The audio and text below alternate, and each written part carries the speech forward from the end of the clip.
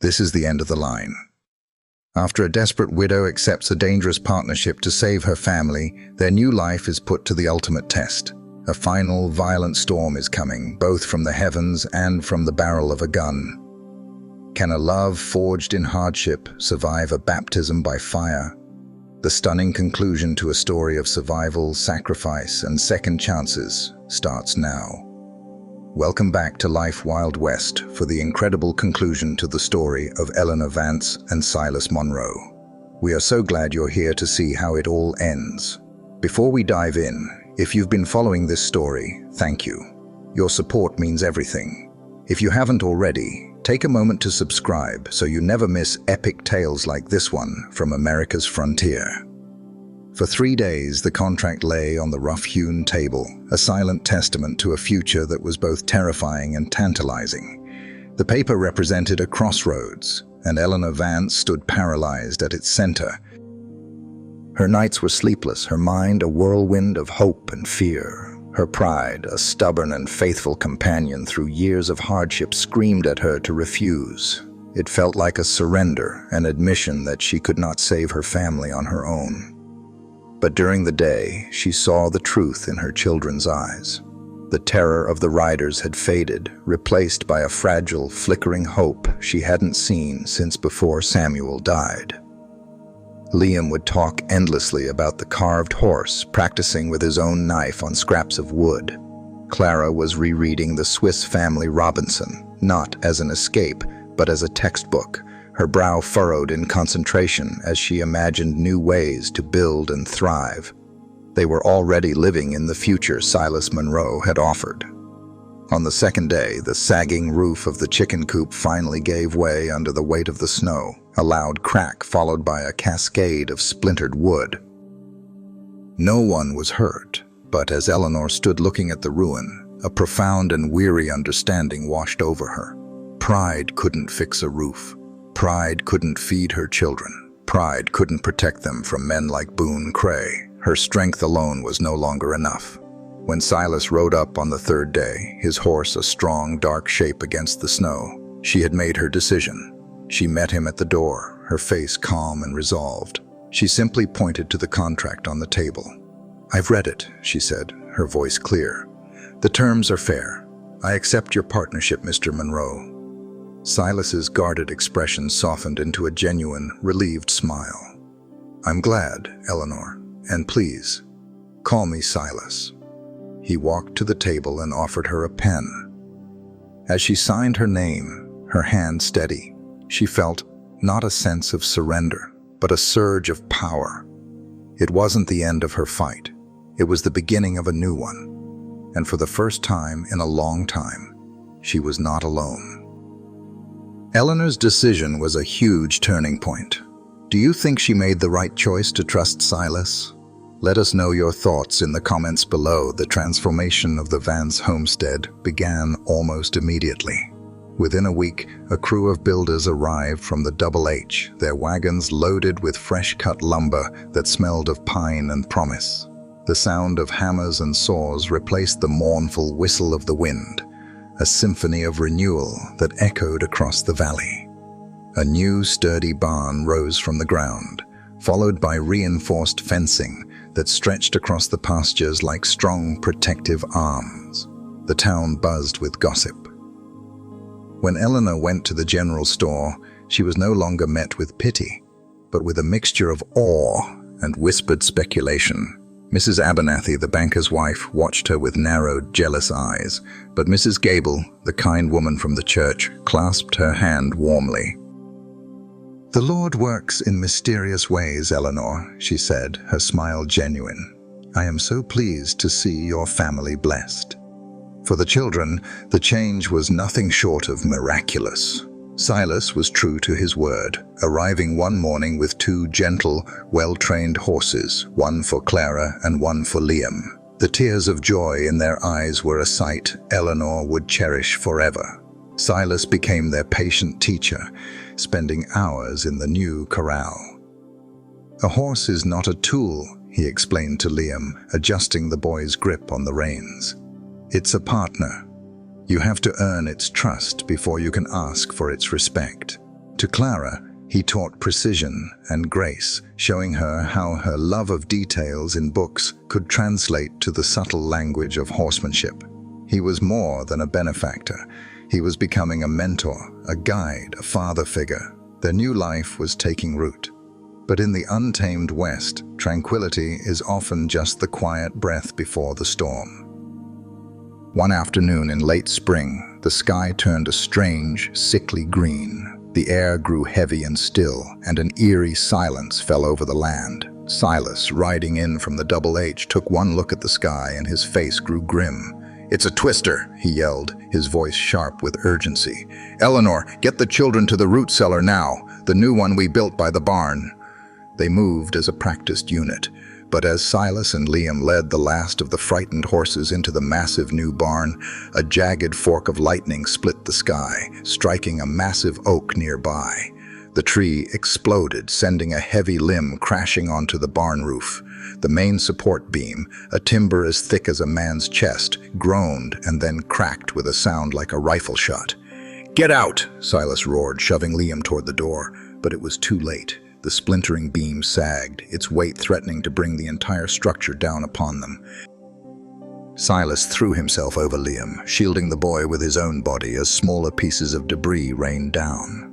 "The ropes and pulleys!" Eleanor screamed from the doorway, her mind racing. "The emergency braces!" It was a system Silas had insisted they design and practice using when they built the barn. For fires or heavy snow, he had said.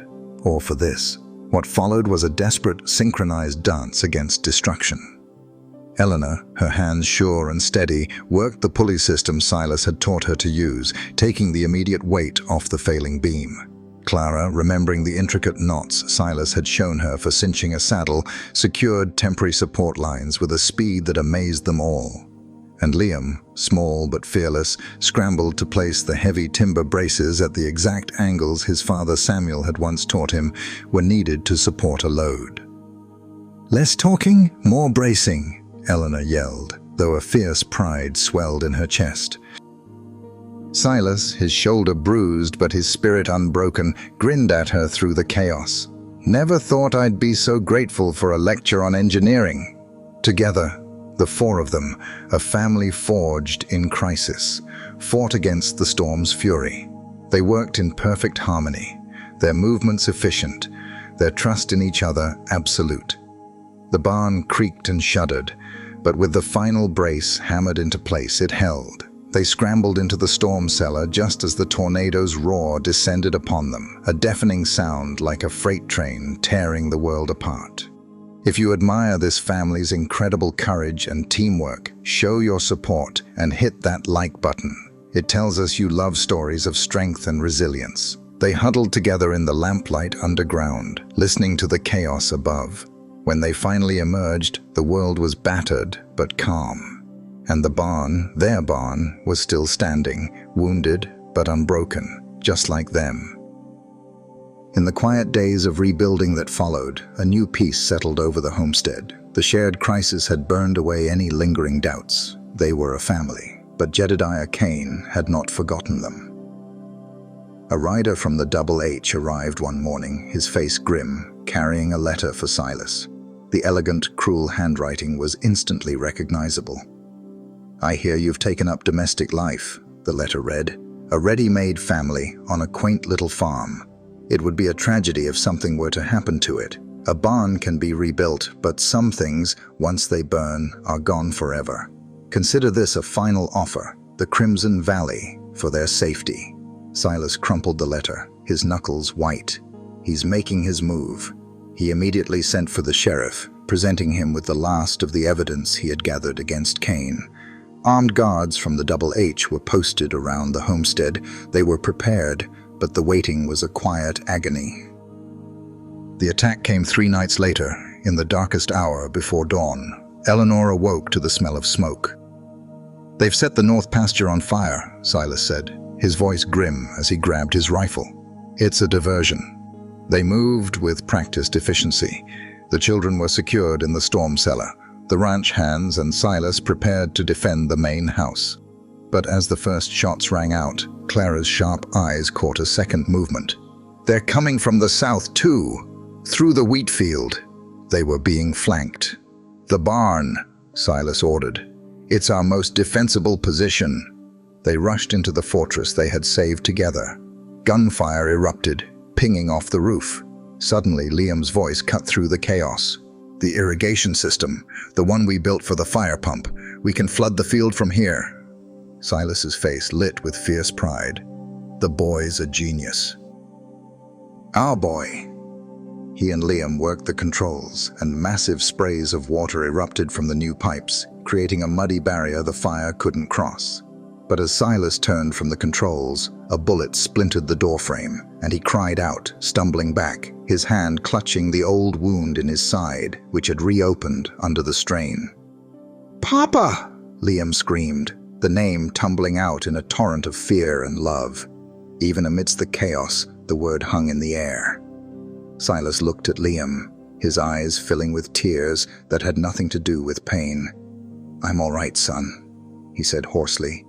"We'll all be all right." As if in answer, a new sound cut through the night, the thunder of a dozen galloping horses. The Double H ranch hands had arrived, a wave of reinforcements that crashed into Kane's men, turning the tide. The attackers broke and fled into the night. The battle was over. Their home was safe. Inside the barn, Silas leaned heavily on Eleanor, his face pale but his eyes shining as he looked at Liam. The word Papa had sealed something between them all, something deeper than contracts or partnerships. It had sealed a family. In the quiet days of healing that followed, it was the children who took the final step. They came to Silas's bedside, where he was recovering. In Liam's hands was a small, hand-carved wooden box. "Papa," Clara said softly, testing the new word, her voice full of love. We want you to have this." Inside the box lay a simple, worn gold band. Eleanor recognized it with a gasp. It was Samuel's wedding ring. "It was Dad's," Liam said, his voice steady. "We found it in Mama's cedar chest. He always said love was about protecting family. That's what you do. We thought he would want you to have it." Silas was speechless, his eyes full of an emotion too deep for words. He looked at Eleanor, a question in his gaze. She moved to the bed, taking his hand. "They're right," she said softly, tears streaming down her cheeks. "Samuel would approve of the man who has become a father to his children." Silas looked at the ring, then at the faces of this incredible family that had taken him in and healed him, body and soul. "I would be honored," he said, his voice thick with emotion. He then turned his gaze fully to Eleanor. "But only if their mother will agree to make it official." He took her hand. "Eleanor Vance, I have loved you since the moment I saw you stand up to Boone Cray. I love your strength, your heart, and the family you have raised. Will you marry me?" "Yes," she laughed through her tears. "Yes, I will marry you." Liam carefully placed Samuel's ring in Silas's hand, and he slipped it onto Eleanor's finger. It wasn't a replacement, but a continuation, a new promise forged from the strength of an old one. What was your favorite moment in this entire story? Was it the action, the quiet moments of healing, or this beautiful proposal? Let us know in the comments. Epilogue. 1 year later. The morning glories bloomed in vibrant blues and purples along the porch of the Morning Glory Ranch. The name had been Eleanor's idea, a tribute to Silas's lost Isabella, and a symbol of their own new beginning, of beauty that opens fresh each day. Eleanor sat on the porch swing, a leather-bound journal in her lap, her hand resting on her growing belly. The newest Harrison was due to arrive with the spring thaw. Through the window she could see Clara, now a confident young woman of 11, going over the ranch ledges with her father. She had a natural mind for the business, a perfect blend of Silas's ambition and her own meticulous nature. In the new workshop, a wedding gift from Silas, Liam, now 9, was putting the finishing touches on an elegant cradle, its headboard carved with interlocking morning glories and wheat stalks, a symbol of the two families joined as one. The newspaper on the table beside her told the final chapter of their struggle. Jedediah Kane, convicted on all counts. His empire had crumbled under the weight of Silas's evidence and the testimony of a dozen brave ranchers. The war was finally, truly over. Silas came out and sat beside her on the swing, his arm wrapping around her. He followed her gaze to the children, then to the peaceful, thriving valley spread before them. "Who would have thought," he said softly, "that a bullet and a blizzard could lead to all this?" Eleanor leaned her head on his shoulder, a deep sense of peace settling in her soul. "It wasn't the bullet or the blizzard," she said. "It was the choice. To open a door to a stranger. To choose hope over fear." He kissed the top of her head. "It was the best choice I ever made, being found by you." They sat in comfortable silence, watching the sunset paint the Montana sky. They had faced down storms, villains, and their own ghosts. They had taken broken pieces, two families shattered by loss, and built something new, something stronger and more beautiful than they could ever have imagined. They had built a home. If you love the story of the Harrison family, make sure you are subscribed to Life Wild West for more unforgettable tales of courage, love, and survival on the American frontier. And be sure to check out our playlist of other great Western stories.